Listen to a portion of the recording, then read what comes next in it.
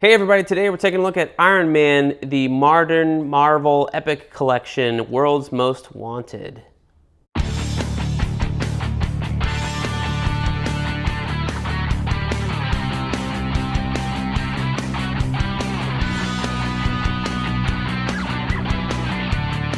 Hey everybody, welcome back to BK's Bullets. As always, I'm your host, Brent, and today we're taking an overview of this Iron Man Epic Collection.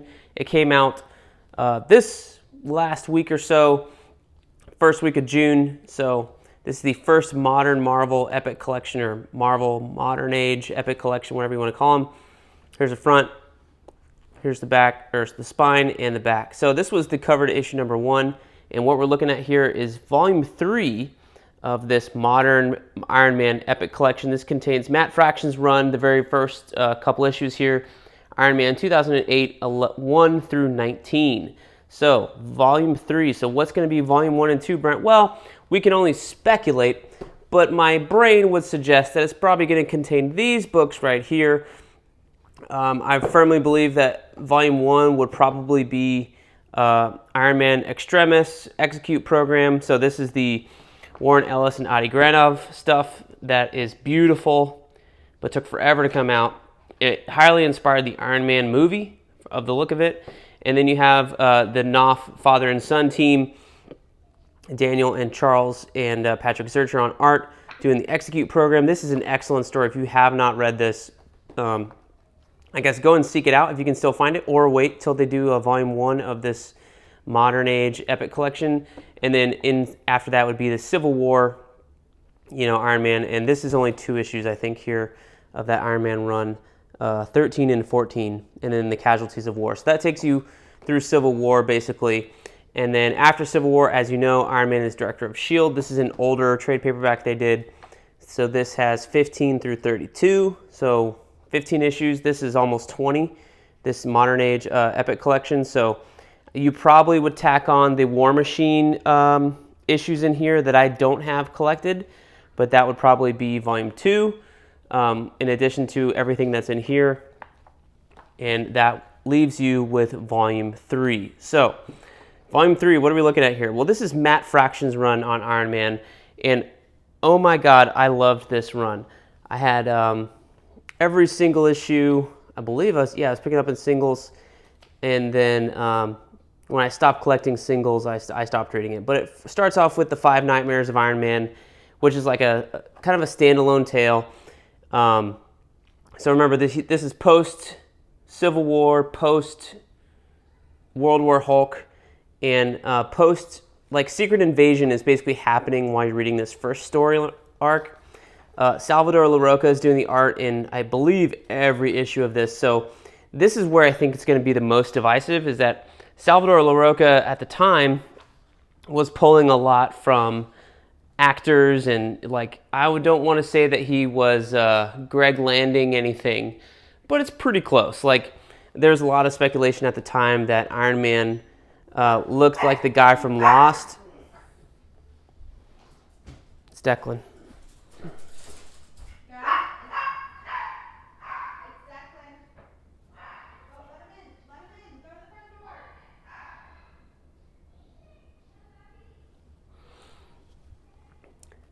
There was a lot of speculation that Iron Man was modeled, Tony Stark was modeled after Sawyer from Lost as we got further and further into it. So just kind of Salvador Larroca picking up things, and I don't know if he's lightboxing it or whatever, but some, not every time, but sometimes. But yeah, Tony Stark's pretty slick here. So look here, you got Matt Fraction, Salvador Larroca doing all the writing, all the art, and then Frank Darabont doing most of the coloring with the exception of issue 1, which is Stefan Peru, and letters by Chris Eliopoulos and Joe Carmaga.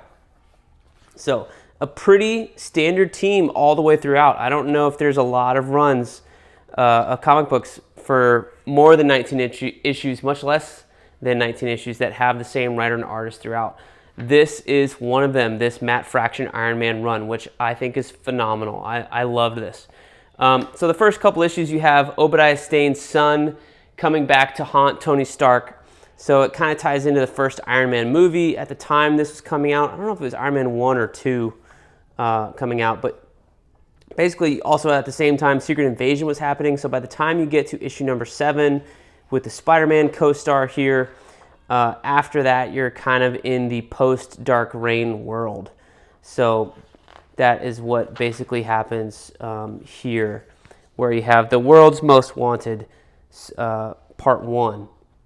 And this is number 8. So number 8 through 19, basically, 10, 11, 12 issues, is all of the World's Most Wanted. And that's basically where, since it's post-Secret Invasion, now we're in the Dark Reign era of the Marvel Universe. And Norman Osborn is leading S.H.I.E.L.D., which is now called Hammer.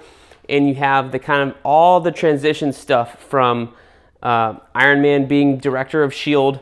for a time, and now Osborn taking over and instituting Hammer, things like that. So, and Tony Stark is a wanted man for reasons I cannot recall. But what basically comes through here is a great chase-like storyline where Osborn is systematically taking over all of S.H.I.E.L.D., all of Stark Industries, and Tony has to kind of come to his grips and get older and older armors as he runs away from Osborn. So here you see the Joe Quesada design kind of Iron Man, Man in the Iron armor shell from the 90s, or Sean Chen's armor.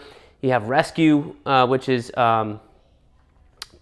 You know, she's becoming Rescue at this point at the same time in the story. Here's War Machine going after Iron Man. So Tony is getting lower and lower and lower tech, low tech, going, low tech again and again and again with every issue. And it's kind of cool to see how he's stripped down. And even in a stripped down form, Tony is still a badass. You have Madame Mask playing a role in here. Pepper, of course, is a really, really active character in this series, which I like. And then also Maria Hill is kind of also on the run. And I believe we kind of don't know where she stands in terms of being a friend to Tony or not. But it's a wonderful story. So again, an older armor from Tony, shaves his head, shaves his mustache, and we're going older and older as time goes on. And Rescue, Pepper is taking a more active role in things. So by the end of it, I believe you're in like the Mark II or Mark I armor.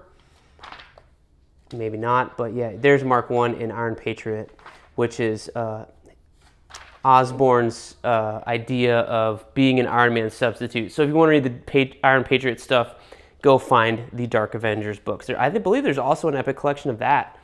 Either it's already out or it's coming out. Dark Avengers, Osborn's Reign, Volume 1. There you go. You can find all that stuff in another modern era epic collection. So that's awesome.